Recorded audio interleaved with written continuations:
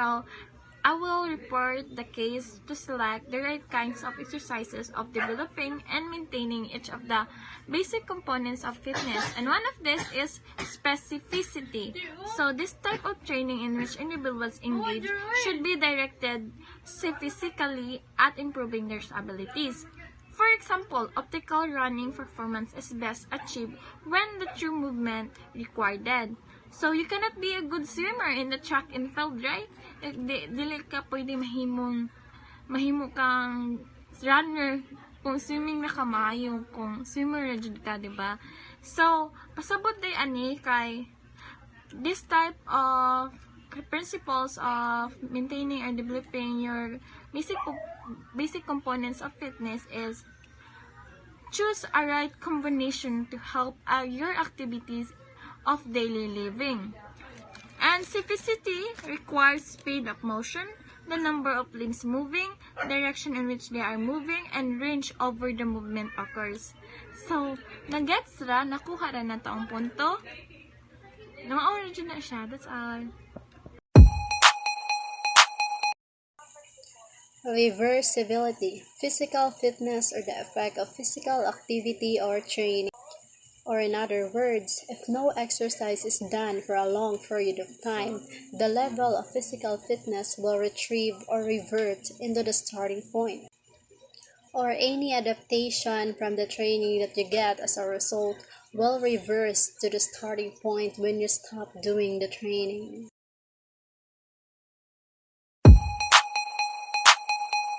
A person works often or frequency hard and long enough to load the body at its resting level, physical fitness will improve, and if it is done regularly over a period of time, the body will gradually adapt to the increase in demands.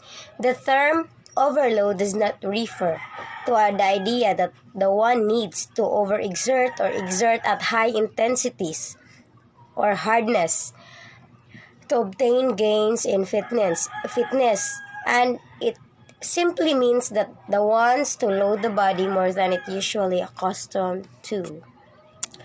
So overload principle is the second basic sports training concept. It means that in order to improve your body, athletes must continually work harder as their body adjusts to existing workouts. So in order for them to excel, so they have to work harder as their body adapt, and they can adjust what they're going to perform. So there is an example of overload. So an example of a program that uses the overload principle would be that prescribes squatting, a prescribed weight of five sets for 1 week, moving to squatting slightly heavier load for 5 sets to the next week, and progressively increasing the loads each subsequent week. So that's all for the overload. Of progression says that he must progressively increase the workload for improvement to continue workout.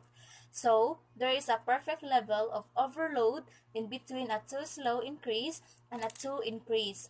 For example, the weekend athlete who exercise only on weekends but not regular during the week does not exercise often enough to see solid results.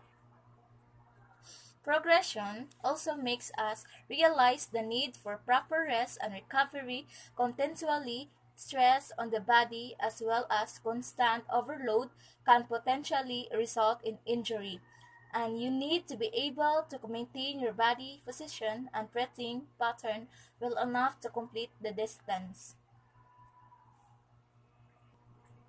I think if we don't follow this exercise, our body will stay remain, and it is possible to us to have a sick because we are not doing exercise. And lastly, there is a possible you need to be prone. Next is diminishing returns. What is the importance of diminishing returns?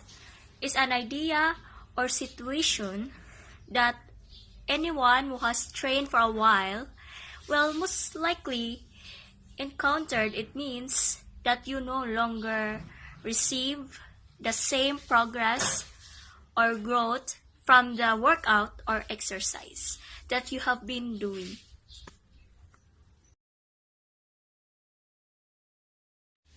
Lastly, individual differences. What is the importance of individual differences? Is the length of a training session and the resting time between two sessions. Diba, ikaw mag-exercise ka, magpahuway sa kauna no, para di ka kapuyon kung mag-exercise ka. Para nagibuhat sa mga athletes are nothing but numbers and generalizations. At least, we considered each other, athletes' experience, skills, fitness, training, and the adaptability.